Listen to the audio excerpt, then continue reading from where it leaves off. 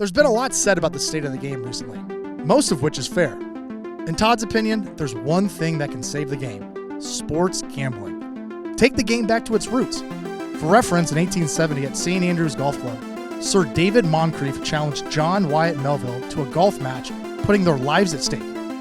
Our stakes may not be life or death these days, but you get the point. I'm Todd Dobson, and welcome to Moonball Spinners.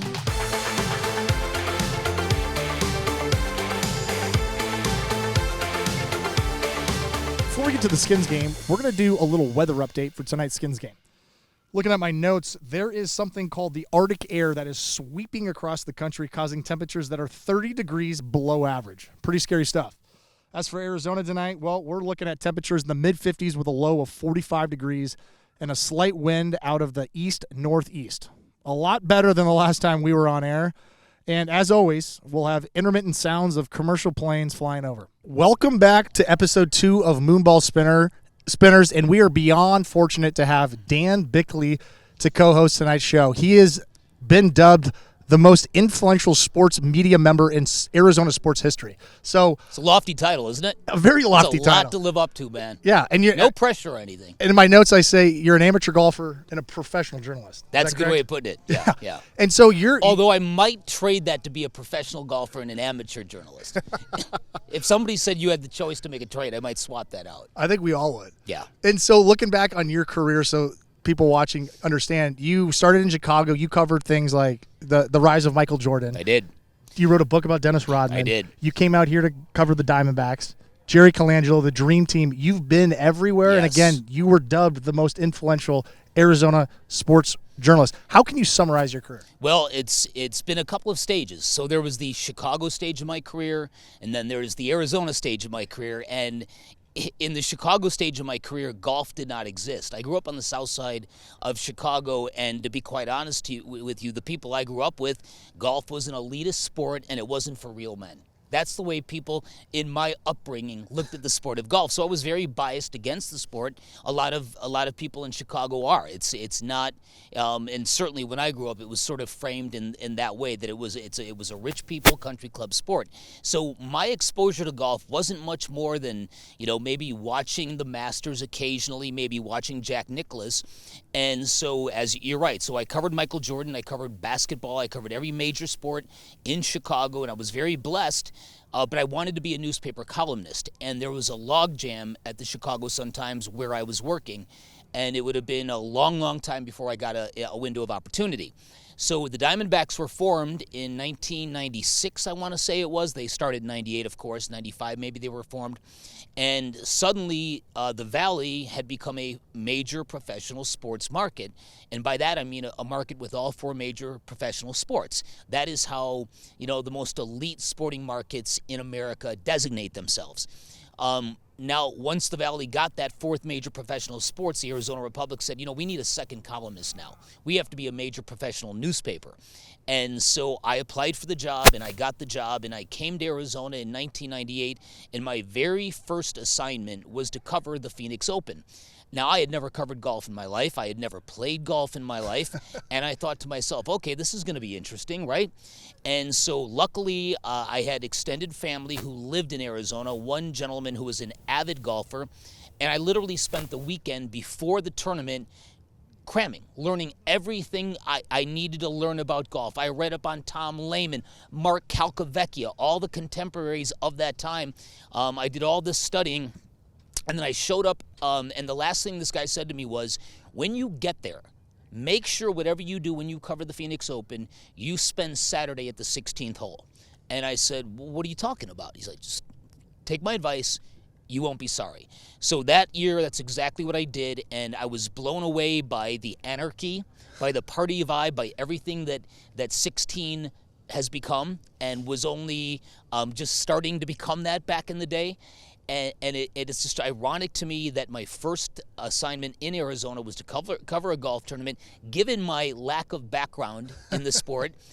And then not only did I grow to love covering the Phoenix Open, now the WM Phoenix Open, but now I'm as big of a golf dork as you are going to find. I play every chance I can. I'm at the range every other day. If the people I grew up with on the south side of Chicago could see me now, They go, wow, Big look difference. at that, big difference.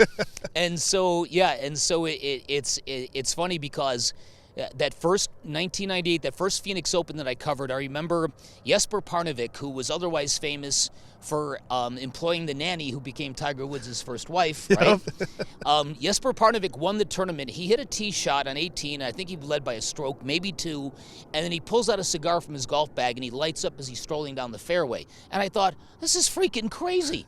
What is wrong with this tournament? Are there no rules here? Is everyone just out of their minds here?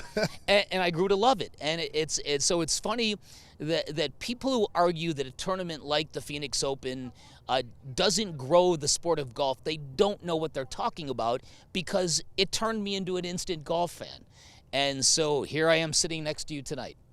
Under the lights of all things. Under the lights of all things. Great idea. I mean, this is really something else. You know, I got to play this course with you, and I was properly impressed. And yeah, I can imagine that. Yeah, come the heat of summer, there's no place most people are going to rather be.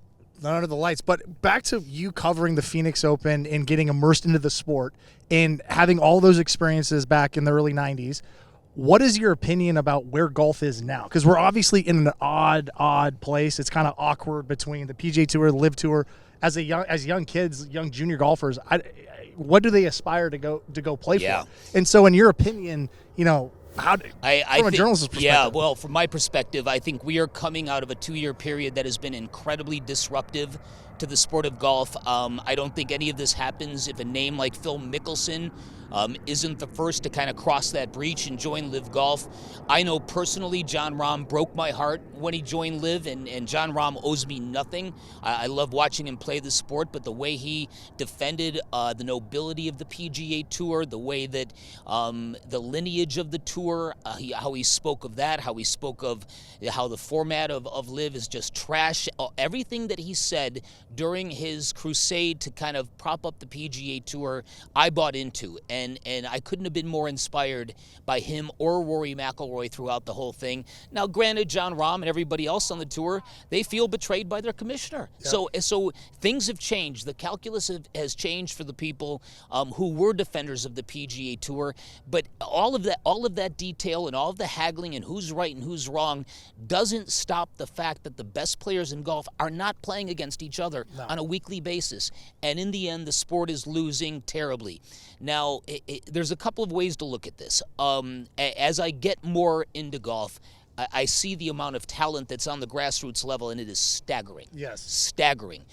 You look over studies the last 5 to 10 years, there's only a handful of high school sports that have grown in participation, and golf is one of them. Yep. And golf is a big growth spurt. So the amount of young and up-and-coming talent, it is staggering. And anybody of my generation, you know this anecdotally, because you get behind a foursome of young kids who are 13, 14, 15, and they're bombing at 380, and you're like, what? Okay, so there is an incredible amount of young talent, of which we're going to see a lot of tonight. But at the same time, if you want to sell the sport as a commercial entity and as a viable entertainment option for casual sports fans, you got to have guys with personality. You've got to have guys that move the meter. Yep. And there's only a handful of those guys to begin with now, and a couple of them are on Live, where there's really no platform for them to play. I tell you, man, Pete, it just some way, somehow, these tours have got to get assimilated and integrated and get these guys playing each other on a weekly basis. Yeah, and to that point, I think you're talking about this young generation of great golfers. Why is it that amateur golf hasn't taken off on the grand scale? You know what I mean? We watch college football. We know the fourth quarterback for Alabama, 2 years out from when they're getting recruited. We don't. It's tough to name one college golfer. Point. You know what I mean? And it's like, how do we break that barrier? Well, and again, but I think that's because when you look at a sport like football, there is such mass interest at the top level of it that it feeds down. It really does trickle down. If you're looking at the sport of pro golf, while it has grown a little bit, it's been largely flat ever since Tiger quit being a force. And the bump that people thought the sport was going to get never quite lasted post Tiger, and I think it's got to start at the top again, and I think the more compelling the sport is at the very top, the more the interest is going to kind of trickle down to the grassroots level. Now, Charlie Woods is a game changer for the whole thing. Yep. So when he starts playing, if he plays in college, and it's going to be different. Heads up, Michael. Oh, holy. Wow. I think it was too late. Well, that's good. You're going to have to play over us because we're not moving. Yeah, we're not moving. Yeah. So, Dan, I think you're the perfect person to have this conversation with for an announcement of a new, team, league, whatever you want to call it. Here at Grass Clippings, the Grass Clippings team is going to launch a par 3 lighted golf league that's going to be played under the lights, obviously, in prime time. And there's a huge media partner that's getting on board with us now.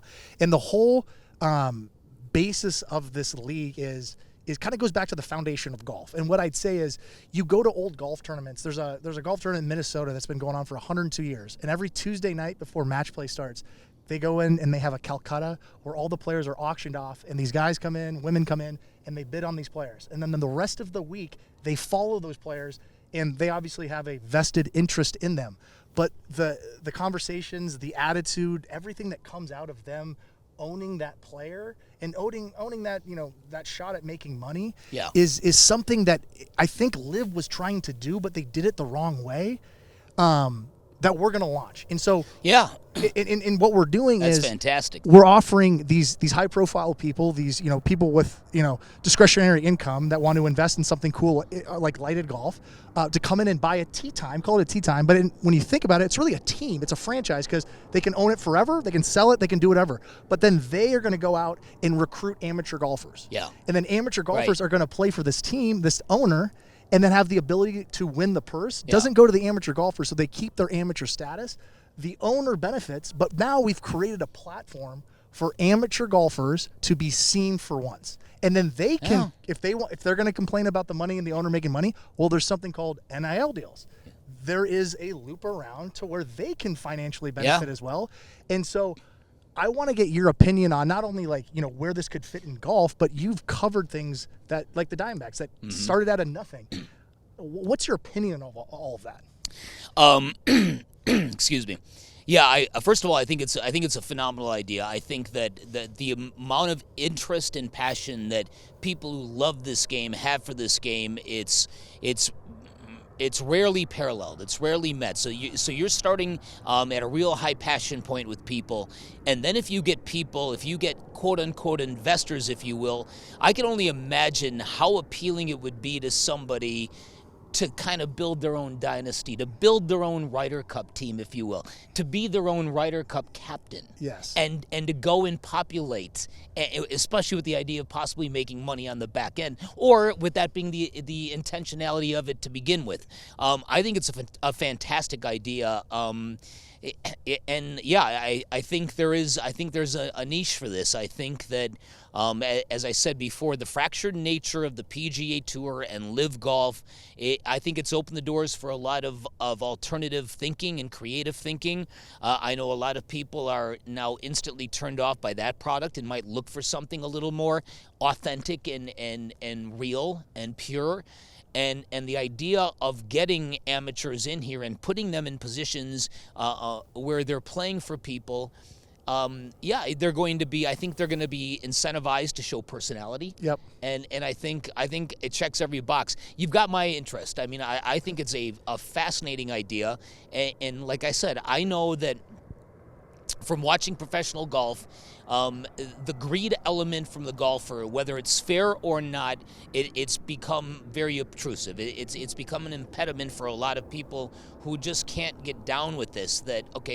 Why doesn't this matter to you? And so I think that I think people are going to be looking for alternatives. I think this is a great idea.